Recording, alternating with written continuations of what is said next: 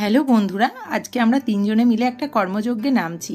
আজকে অ্যাকচুয়ালি পৌষ মাসের সংক্রান্তি অর্থাৎ মকর সংক্রান্তি। আর মকর সংক্রান্তির দিন বাঙালিরা পালন করে পিঠেপুলি উৎসব। আর এখানে দেখছো ব্রত আমাকে কত সুন্দরভাবে হেল্প করছে, মানে ও পারুক না পারুক নিজে করতে এসে এবং করতে এসে প্রচুর এনজয় করেছে, এটাই হচ্ছে বড় ব্যাপার। আজকে বাঙালিরা প্রত্যেকেই বাড়িতে পিঠেপুলি বানায় আর আমরাও তার ব্যতিক্রম নয়। এখানে দেখো ব্রত ভীষণ সুন্দর একটা পিঠের শেপ ক্রিয়েট করেছে। দেখতে দেখতে আমরা সকলে মিলে হাতে না হাতে এরকম পিঠের শেপ ক্রিয়েট করে নিয়েছি।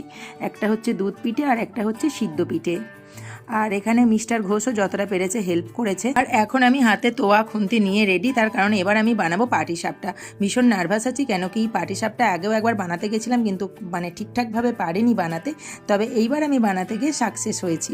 তো এটা যখন বানিয়ে আমি তুলতে পেরেছি ভীষণই আনন্দ হচ্ছিল। ইতিমধ্যে আমার পুলি পিঠেও রেডি, আর এই পিঠে পুলি ভর্তি থালা নিয়ে সকলকে শুভ পৌষ পার্বণে শুভেচ্ছা জানাই।